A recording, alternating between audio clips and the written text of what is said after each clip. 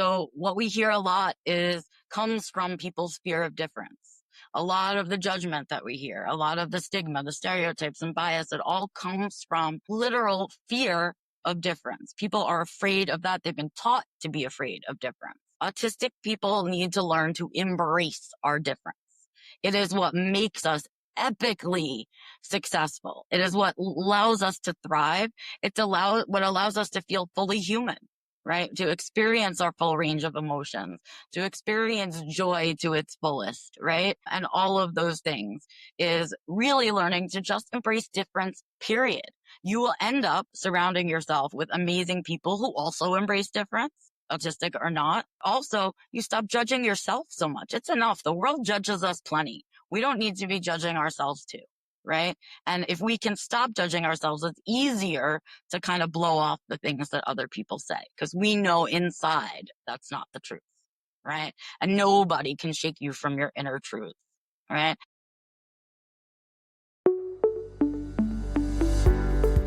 Hello and welcome to the Neurodiversity Voices podcast. I'm your host, Paul Cruz, and I'm thrilled to have you join us on this journey of exploration, advocacy, and celebration of neurodiversity. I'm Gino Akbari, your co-host. Together we'll have meaningful conversations, share inspiring stories, and challenge misconceptions about neurodiversity. This podcast is for everyone, whether you're neurodivergent yourself, an educator, a parent, or just someone curious to learn more. Our goal is to amplify voices, foster understanding, and spark change in the way we view and support neurodiversity. We're so excited to have you with us as we celebrate the beauty of diverse minds and work toward a more inclusive future. Sit back, relax, and let's get started.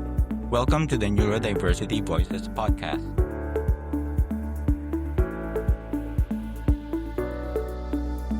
Welcome to today's conversation with Becca Lory Hector, an openly autistic professional, advocate, and a leader in the autism and neurodiversity community. Diagnosed at the age of 36, Becca's journey of self-discovery has fueled her passion for advocacy, research, and systemic change.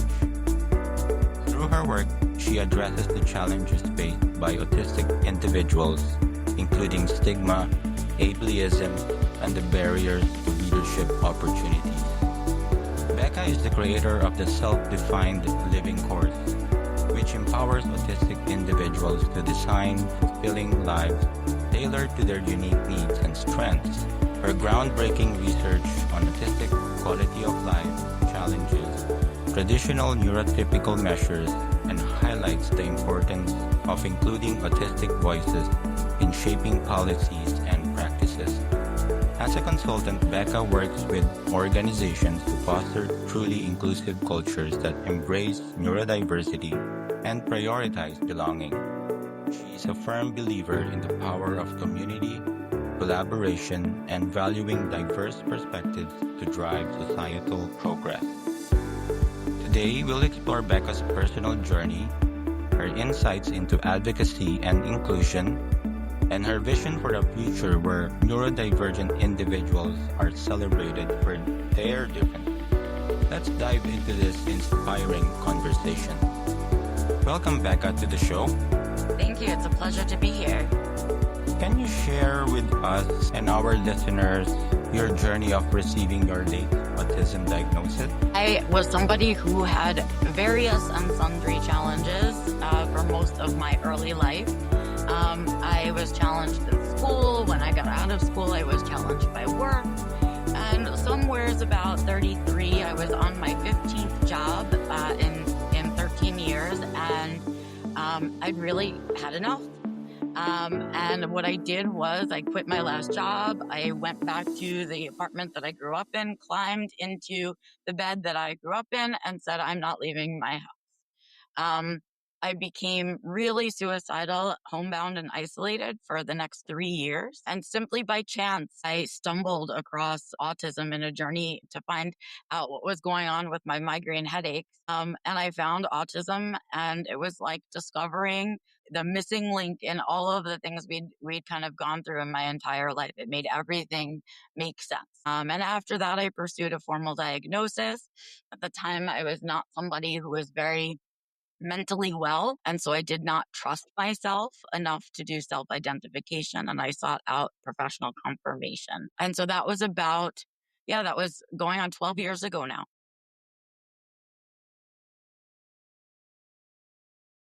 Thank you, Becca, for sharing that. Can you share how your late autism diagnosis at 36 shaped how you advocate or shaped your advocacy?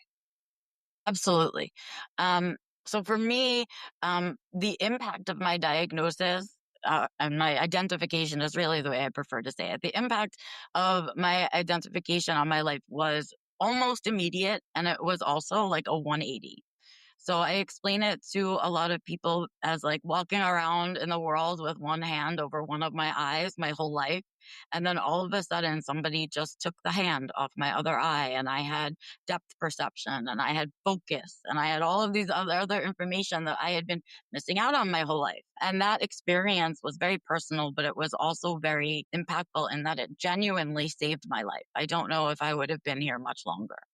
And that feeling of knowing that and finding out that I'm one of many people that is having this experience really made me feel compelled to pay it forward, compelled to go back and give back to the organization that helped me, to help other autistics like myself, because I just can't imagine a world in which people are living decades of their lives without this self-awareness.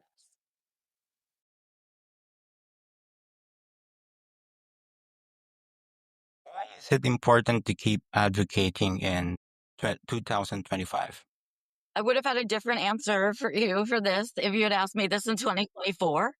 But in 2025, I feel like with everything that's going on, especially in the United States, politically, it is the most important time for us to be advocating right now.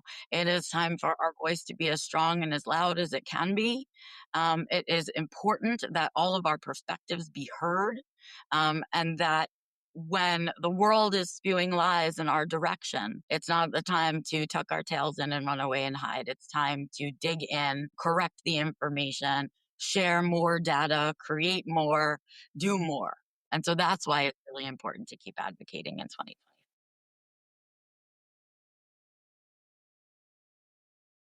How has getting a late diagnosis affected you emotionally and socially? Do you find you had more groundedness now, or would it be better if you had that diagnosis in an earlier age? It's a catch-22.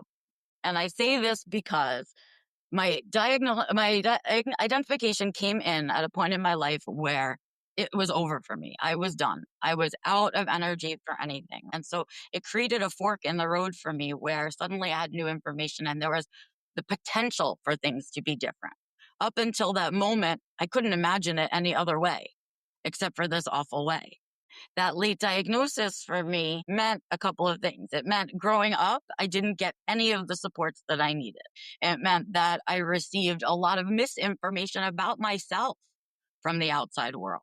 We didn't understand autism. So a lot of my quirks and behaviors were criticized and critiqued. And my natural instinctive way of being, I was taught to hide it. And I was taught to not show myself that part of myself to people around, and not be proud of that part of myself. And so there's a lot of trauma attached to spending all of those years, knowing that you're different, feeling like you're the only one by yourself, and feeling like every single person around you is out to get you, right? That's a terrible feeling. However, those of us who got earlier diagnosis or earlier intervention, especially in this kind of same time period, were really over supported. We really kind of did a number on them too. We decided, we keep missing these people, so now we're going to over support. We're going to over support. And what we didn't do for those folks is give them the ability to be functional adults. And so in some ways, my delayed diagnosis meant that I had to deal with a lot of challenges and figure out my way through them without information and without support. And those lessons are not something I'm so quick to throw away. Those lessons were really important. They made me who I am. But on the other side of it, I am a much more regulated person. I have the ability to say no now. I know what I like, what I don't like, what triggers me, what doesn't trigger me. And so I'm a much healthier person now. And so it's kind of one of those things this was my life. This is the way it went down. But did it have impact on me emotionally and certainly on my self-esteem? Absolutely.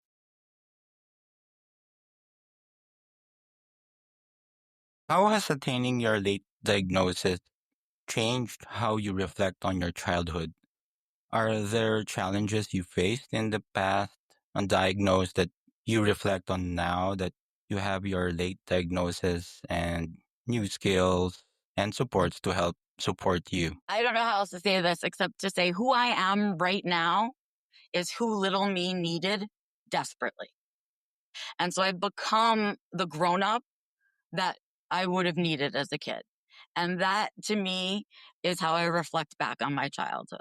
Like I have grown so much as a person that I could now with confidence, not only do I trust my future self to take care of whatever comes my way in the future, I also know that I'm caregiving for my inner child because I'm the person right now I would have needed back then and didn't have. My first year out of diagnosis, though, and I feel like this is something that we all tend to have in common when we get a late diagnosis, I spent a lot of time in grief and a lot of time in reflection, looking back on where the autism was all those years. Was it me or was it the autism? Was it me or was it the autism? Oh, I see it there. Oh, I see it there. And kind of reliving my memories through this new perspective, through this new lens to understand it all, but also to be able to forgive myself and give myself some grace for all of the difficulties that I'd kind of had and all of the terrible adjectives that I've had thrown in my direction. And so that's how I look at it, is that there was that first year where I did a lot of grieving and a lot of growth and a lot of forgiveness in that first year. And now I go, yeah, now I'm the person I would have needed. And I've grown into that person. And I say that with pride because it gives me the strength and confidence to help other autistics who aren't so far along in their journey.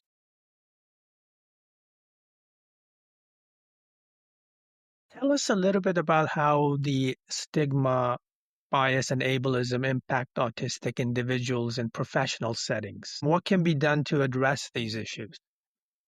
Well, our professional settings are rough ones for us. Professional settings have their own set of social rules that are separate from the social rules we live the rest of our life by. We're not taught them. We don't experience them until we're well into adulthood. And so as autistic people, it hits on all the buttons that are challenge areas for us in employment. We have struggles with executive function. We have struggles with social communication. And it's not because we're not good at those things or that those are areas where autistics need to improve. It's that we do those things differently. So we communicate socially differently. Our executive functioning works a little bit differently. Our regulation works a little differently. Our sensory system works a little differently. And if we have any co-occurring conditions, they also show themselves differently.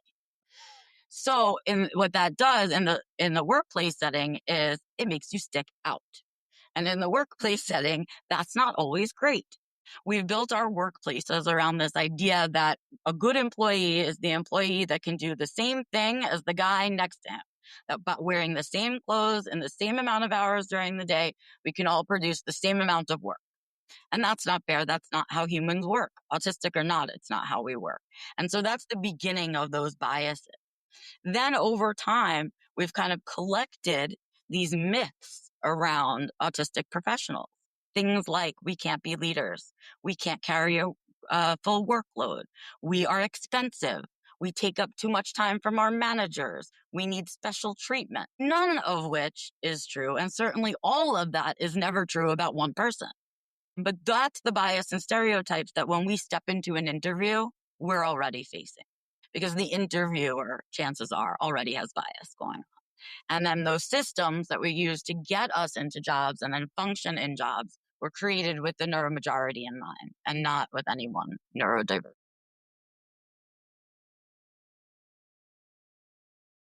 What is your advice to others facing these negative stigmas and bias? My biggest piece of advice is don't take it personally. These are overarching umbrella biases and stigmas and all of these things. They are not about you as a person. These are beliefs that people glean from the world around them because that's what the media shows them. Maybe that's their personal experience. Maybe someone else has told them a story, and they collect these stigma and biases in their head. And many times it's unconscious bias. It's bias that they're not even aware that they carry. So there's really not about blame and intent in there. It's just happening. It doesn't make it feel any better, but it's not about you. It's not about picking on you as a human being. There's nothing wrong with you. And so that's my big advice is every time you run into it, try to remember you're running into someone who has been miseducated and or undereducated. You're not running into somebody who's looking necessarily to offend you, unless it happens online in the comments, and then it's probably a troll. But if it's happening to you kind of in a real social scenario, what these moments are a time to educate. These moments are little microaggressions that you can pause, kind of think about, and then take those moments to reflect and reflect back with the person who's using it. Hey, I heard you say blah, blah, blah. What did you mean by that? Could you explain it to me a little bit? And then they do. And then you get to say something like, thanks for sharing that with me. I appreciate knowing where you came from, but here's how that feels on the other side. Blah, blah, blah, blah. And our hope is we shift up those stigmas that they're carrying and those unconscious biases, and we start to lift them through those microeducation moments. However, if you do not feel you are up to the task and or you don't like confrontation and or you've had a really crappy day and you just don't have the energy to deal with it, it's okay to walk away from those people. Just don't take it with you. That's not yours to carry. That's their garbage.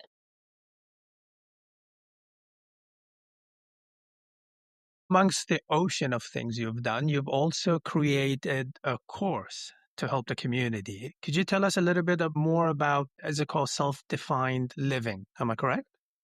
Absolutely. So really proud of my little tiny course. I came into this community, as you heard, and I really needed help rebuilding my life. I got this new chunk of information and it came into my life and I thought, wow, look how many things in my life I could be doing differently or I could be doing better for myself.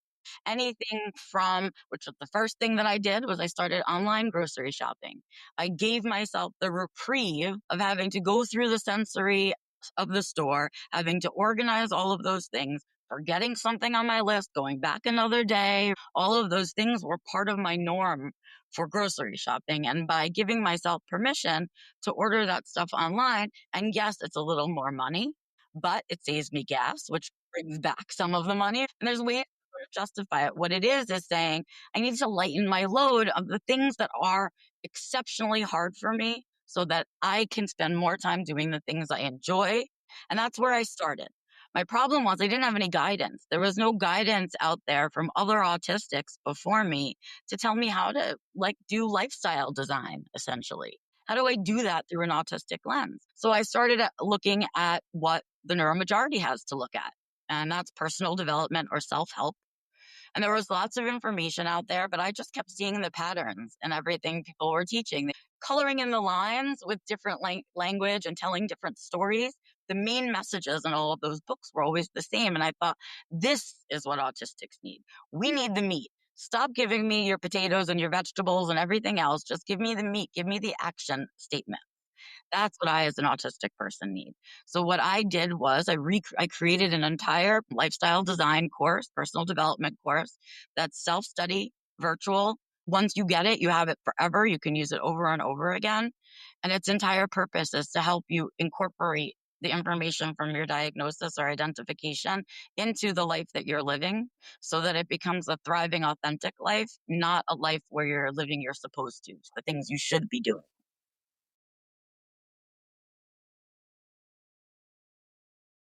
How do the courses you created help autistic individuals design fulfilling lives? Well, so one of the things, it's a lot of different things that happen. It's a 3-unit course. So the first unit of the course is really about stepping forward and about saying, all right, I am going to commit to myself. I'm going to commit to make changes. I'm done with my own garbage. It's not working and I need to do something else different. I don't like my life and I want it to look different. And there's a lot of reasons in Unit 1 where I talk about how we got there. How did we get to this place where we're doing things other people want and I'm hanging things on the wall that I don't like and going to dinners I don't want to be at? How did I get here? And thinking about what parts of our lives are comfortable versus which ones are uncomfortable. Because we want to start with the squeaky wheel. We want to work on the place in our lives where we have the most discomfort and try to work ourselves out of that. So that's what we kind of do in Unit 1. And then in Unit 2, we are fortify our focus and we really focus in on the area that we want to do the work, the area in our lives that we want to do the work. And how do we get that focus? What kind of tools do I need to stay aligned, to stay on track with my goals, to get where I want to go, for it to all look like that? And then Unit 3 is all about maintenance. It's all about managing the life that you've built. So now you create all these things, you made all these decisions, you're working in Unit 2 to make all these changes, but we need to keep working in order to sustain it over the long time. And the hitch is we're all always evolving and changing. And so the things that we need and want evolve and change. So do the circumstances in our lives. We hear about people divorced or moving states or moving countries. And when we do those big transitions, we need to rethink all of this again. We need to be able to build a lifestyle that, while solidified and comfortable and permanent in all of those ways, isn't built on a cement foundation, but built on something that's a little bit more mobile, like the tall buildings they have in Japan that can withstand the earthquakes, because earthquakes happen and we have to build that flexibility in order for our brains to be comfortable. And those are the things we kind of work on. There's lots of individual tools. I'm going to be coming out with a seminar series on very specific topics shortly. And I also have a bunch of downloadable one-pagers that you can use to support yourself.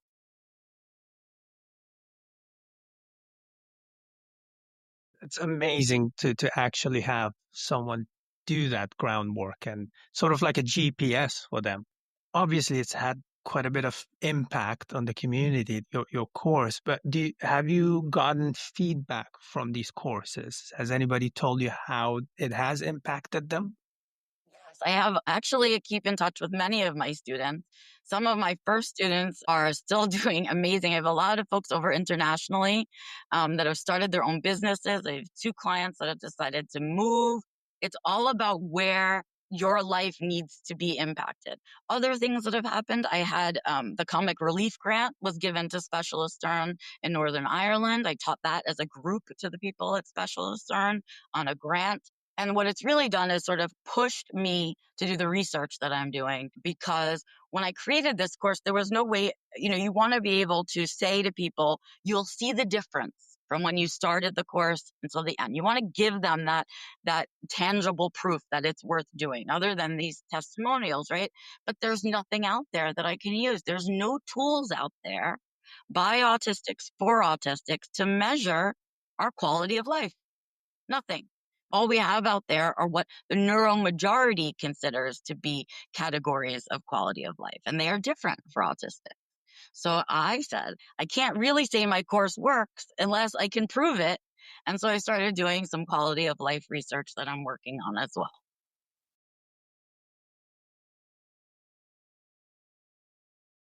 Did you find research difficult to find and attain, or did you have a couple great go-tos for research already?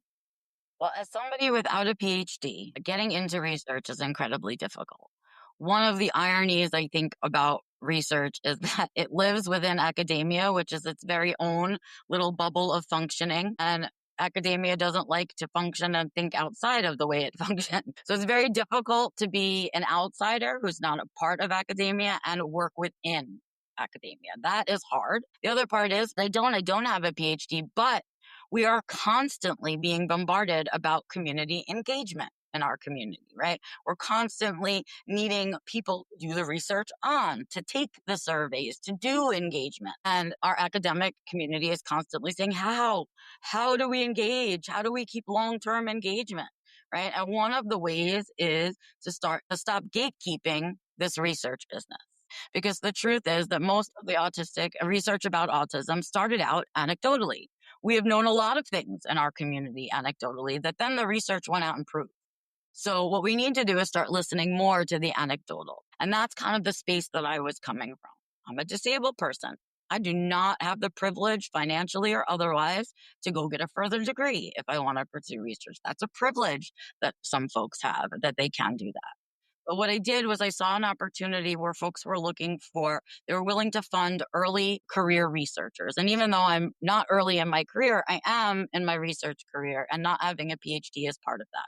And I saw that as an opportunity to get some funding behind quality of life research for autistic folks. And that's what I did. I took a chance. It was really basically, I had a fellow researcher say to me, I dare you, basically. Go ahead, do it. What are they going to do? Tell you no? Let them tell you no. And I did. I pulled out the whole ground and I was like, let them do that, because then I set precedent. And so that's how it began.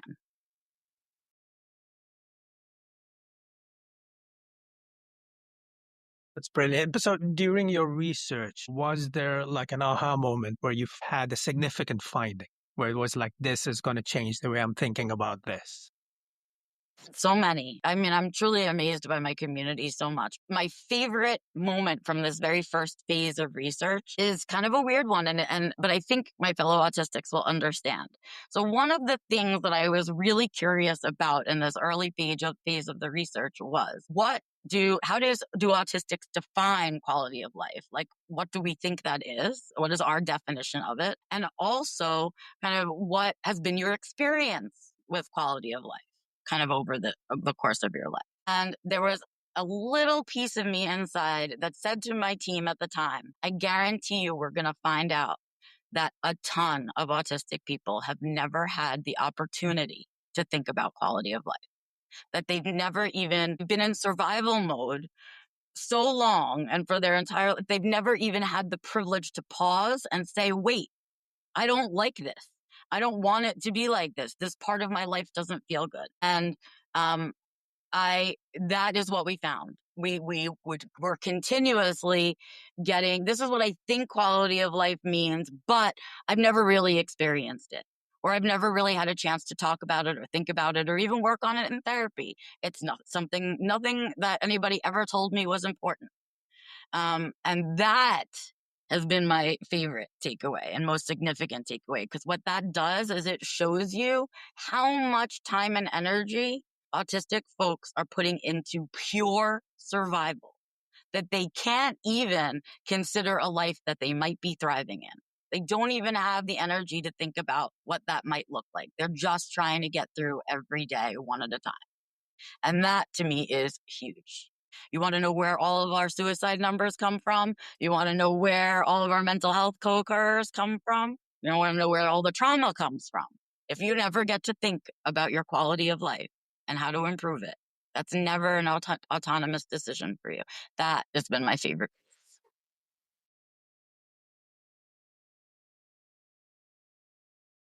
In your own words, how does the quality of life for an autistic individual versus a neurotypical individual compare?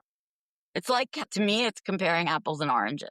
Literally, the neuromajority processes information one way, and autistic people process information another way. Our actual and real experiences in the world are totally different. And on top of that, autistic folks have to deal with stigma, bias, stereotypes, ableism, all of the other things that we have that are kind of barriers, against us having a thriving life. And so if you think about how does the quality of life for an autistic individual compare, we have totally different priorities. Different things are important to us in relationships, in our jobs, how we live our lives, where we live our lives. All of those things are different for us. And so if you take us and compare us to a person in the neuromajority and their quality of life, it's going to look insane. First of all, those categories most of the time don't even make sense to us. We're looking for, where's nature? Where's time with animals? I don't understand this. We're looking for those categories. I can't find myself in here, first of all. So we don't get a good reading of quality of life from what we've currently got. But also, you can't compare the quality of life of somebody who's privileged to the quality of life to somebody who's been marginalized their entire lives. They're different things. And so we have to really be careful. There's really no way to compare. And yet That's exactly what we've been doing this entire time. We've been judging autistics by the neuromajority's standards, and we have our own standards.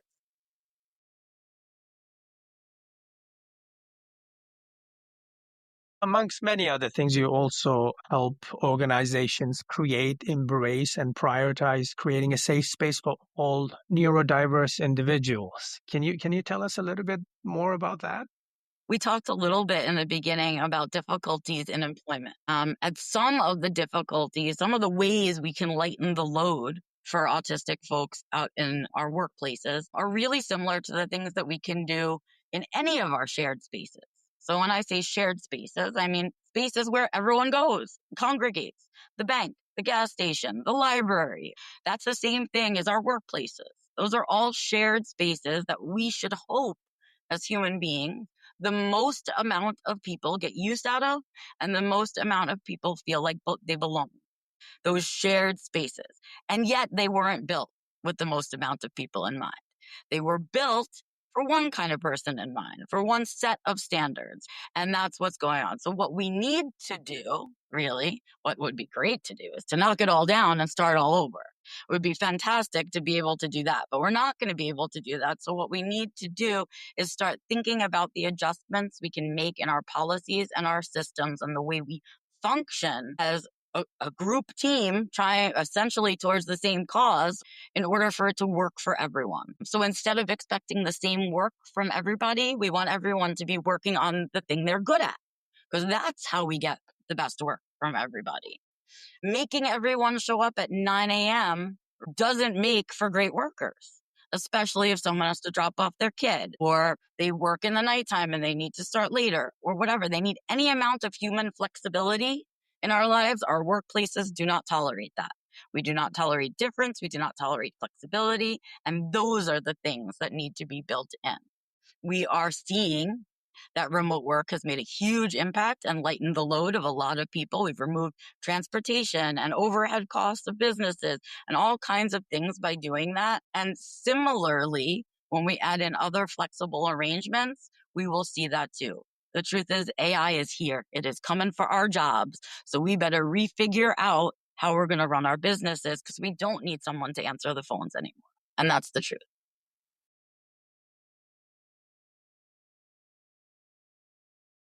Have you faced any struggles in creating inclusive leadership, and how do you go about breaking down those struggles? Yes, I have faced a ton of, I think I faced only struggle trying to actually do this crazy thing and convince people that inclusive leadership is the way to go. But here's the thing. We have these myths that get carried around and are allowed to live in our toxic workplaces around inclusive leadership. It's really not that big a deal. What we're really saying is give all the marginalized folks a chance to get into that leadership pipeline. Make sure they're having the same chances at mentorship, at networking, or any opportunities to move up, any opportunities for merit raises, all of those things. That is what is missing for disabled folks in general, and especially for autistic and neurodivergent folks. We are just not treated as though we deserve or have a right to move up in our careers and make more money and or be responsible managers for other people. And yet, if we do so undisclosed, we move up just fine. And that tells me that the bias and the stigma and the stereotypes plays a big role in that. The other things that play a big role is that lack of flexibility. So what we're doing again is setting a set of standards that works great for one kind of person around what leadership should be, when really we should be looking for all the different ways you can do leadership, because the more options we have, the better we'll be successful as a group, as a society, rather than us all doing it the same. So a lot of the struggles have to do with running into people who are carrying that unconscious bias, who believe in the stereotypes and myths, and knowing that they haven't had an opportunity to be educated. And so it's my job to take the brunt of those initial trigger words and traumas and then turn that around and educate so that that doesn't happen.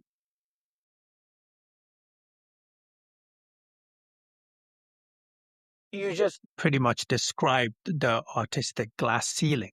but have you personally come across barriers that have stopped you from taking on leadership roles? I am somebody who I am not that young anymore.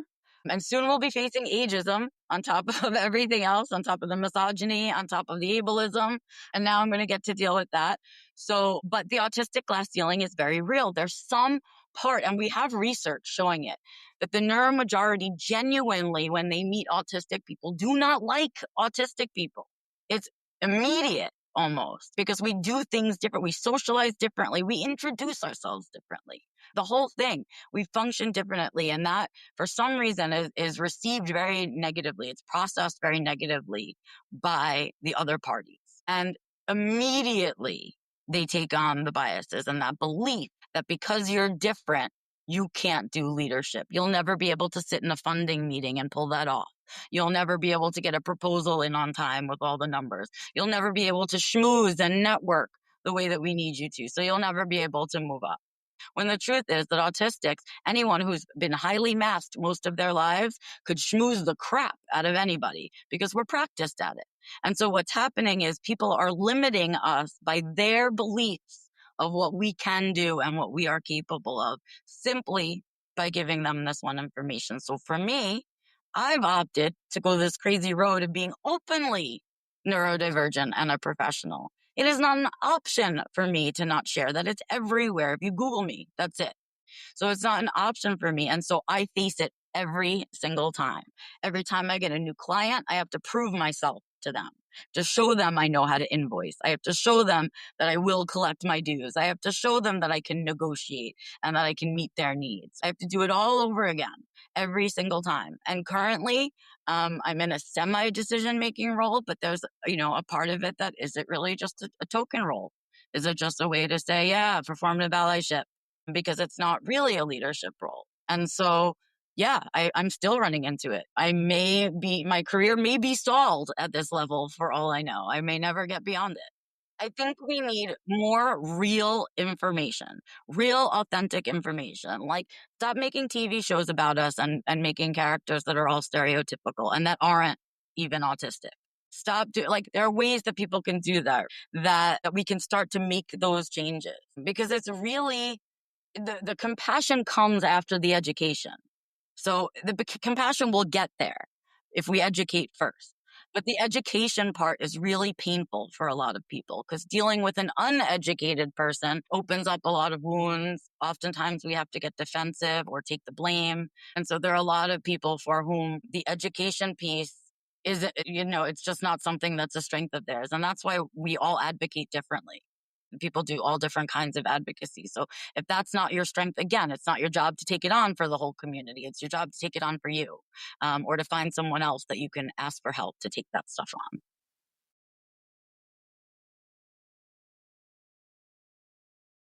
How have you been able to collaborate with other autistic advocates and researchers? My entire career is built on collaboration. The autistic community wouldn't be here without collaboration. We were separated from each other and isolated intentionally. We continue to try to be separated and isolated with the language that's coming at us today in 2025, but we refuse to be separated. We work better together. And in fact, for many autistics, there's a preference for working with other autistics rather than the neuromajority. I know many autistic professionals who will not work with the neuromajority and only work with other autistics. I really find that the autistic community is a collaborative as a whole. We enjoy working together. We'd prefer to work together. We seek each other out. And really, I don't know of any one of us, of all the advocates I've known for a very long time, that has ever wanted to be like the voice of the community. That's not how we function. Together, we are the voice. Everybody counts. And I really comes from the pain of how separated we were, how divided the world has tried to make our community by separating us by how much autismness we have, or giving us levels, or deciding someone with profound autism, as they're calling it these days, is different from someone else. But autism is autism and it's autism. And I'd rather be in a room with another autistic than in a room with a neuromajority. And so, yeah, I collaborate on projects. I collaborate by reviewing their documents. I collaborate by cheering them on and sharing their stuff on social media. I collaborate every which way, coming on podcasts for people. I do all kinds of stuff because we need to be lifting each other up. The fact is, there's enough. We've been sold a bill of goods that there's not enough for everyone. It's a capitalist lie, and there is enough for everyone. And that means there's plenty of space for us to collaborate and work together.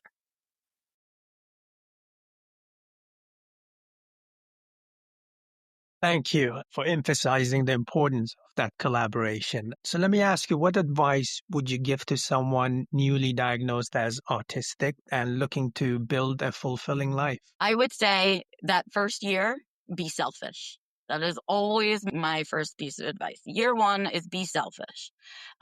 Chances are you've never been selfish a day in your life. You've probably always concerned yourself with all the other people around you and their comfort.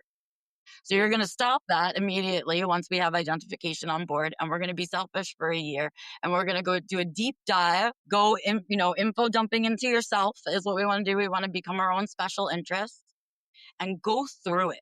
Ride the emotional roller coaster. Be angry at the adults that didn't care for you until you got your diagnosis.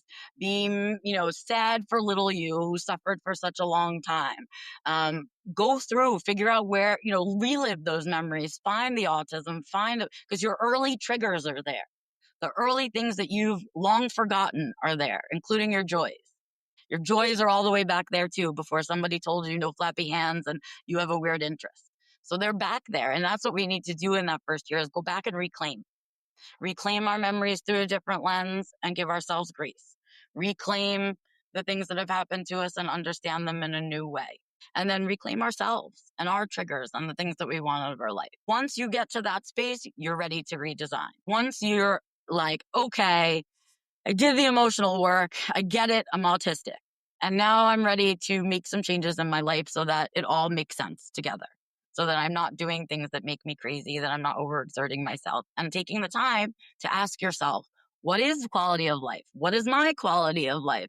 Do I want it to get better? What in part of my life do I hate the most? My relationships, my work, where I'm living, right? Figuring that stuff out is the next phase. And allowing yourself the freedom to think big, to think, well, what if? Just what if? And think really big.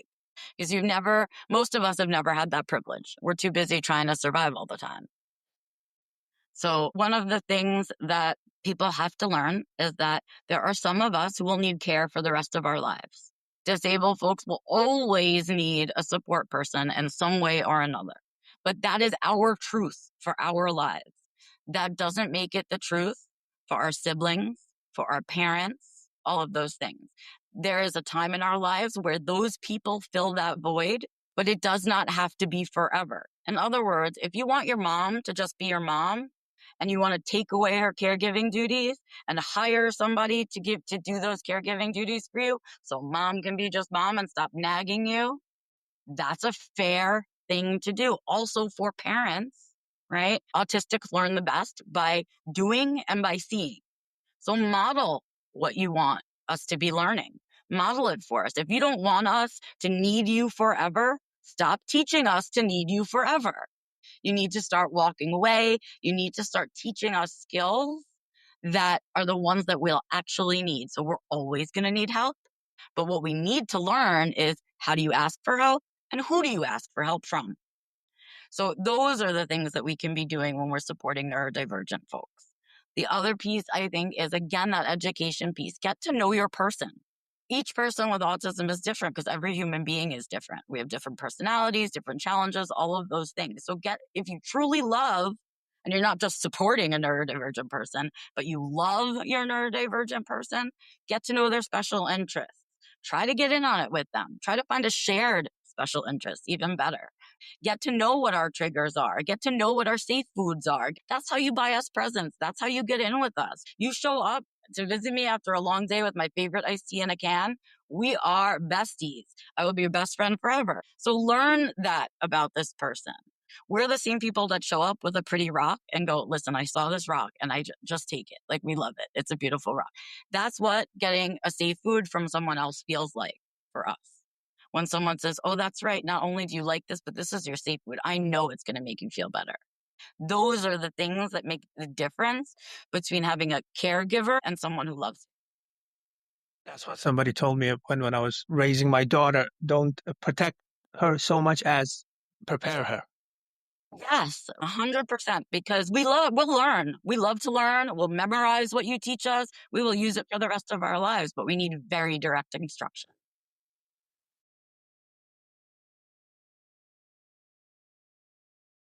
What do you think the best future for neurodiversity inclusion in the workplace, society, and school is? It's bigger than just neurodiversity to solve this problem, because we can't solve neurodiversity without looking at the bigger issue, which is that our entire world has some issue with difference. It's very deep-seated. And we are living, because of that, we live through a lot of lies. So I think if there's one thing that could shift the way the future goes for anybody marginalized, but especially for disabled people in terms of inclusion, it's really to understand that our needs are real, but they're different. And so it's not a comparison. We shouldn't be held to those same standards. That's not how you create equity. That's how you create equality, but it's not how you create equity for people. We need an even playing field. And so we have to figure out, what is that even playing field? How do we create these shared spaces and shared environments with that equity in mind? So not some of us can use the library, all of us can use the library.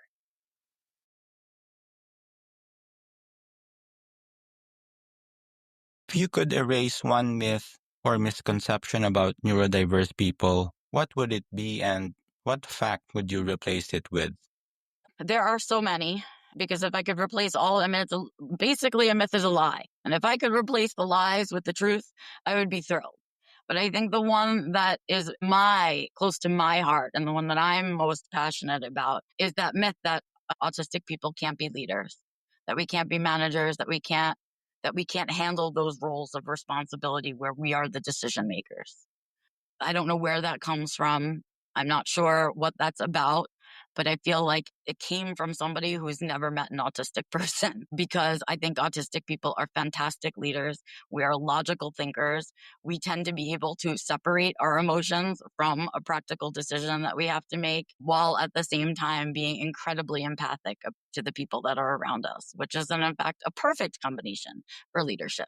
And so I would like to get rid of that and let people know that actually autistic folks are perfectly suited to leadership.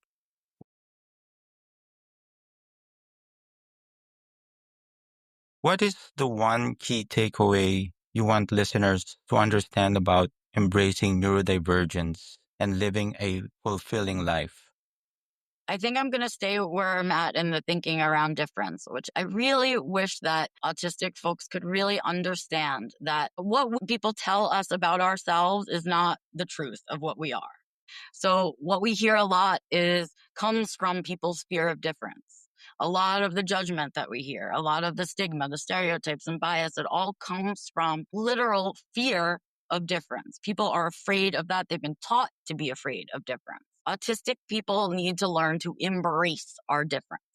It is what makes us epically successful. It is what allows us to thrive. What allows us to feel fully human, to experience our full range of emotions, to experience joy to its fullest. And all of those things is really learning to just embrace difference, period.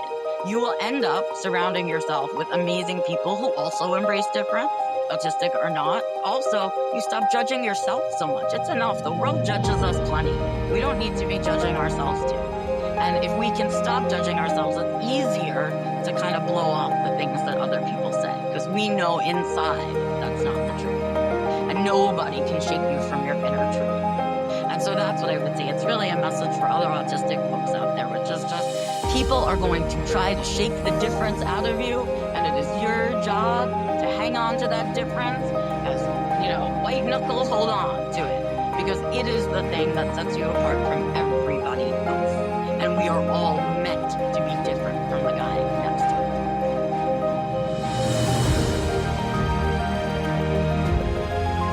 Thank you for joining us for this insightful conversation with Becca Lory Hector. From her late autism diagnosis at age 36 to her impactful advocacy work, Becca has shared invaluable perspectives on neurodiversity, inclusion, and the importance of amplifying autistic voices. Her dedication to breaking down barriers, fostering community, and empowering individuals through her self-defined living force is truly inspiring. If you'd like to learn more about Becca's work, connect with her, or explore her resources, you can visit her website at www.beccalory.com. You can also follow her on social media platforms like LinkedIn, Instagram, and Facebook, where she actively engages with the neurodivergent community. We will provide all of them in our show notes. That's all for today's episode of the Neurodiversity Voices podcast. Thank you so much for tuning in and being part of this important conversation. We hope you found today's discussion insightful and inspiring. Remember, every voice matters, and together we can create a more inclusive and understanding world for neurodivergent individuals. Enjoy this episode, please leave a rating and a review and share it with your friends, family, or anyone who might benefit from these conversations. If you have any questions, ideas, or stories you'd like to share, feel free to contact us. Our website is www.neurodiversityvoices.com. Please fill out our listeners' feedback and survey form. We'd love to hear from you. Till next time, take care, stay curious, and keep celebrating the beauty of diverse minds. Thanks for listening to the Neurodiversity Voices podcast.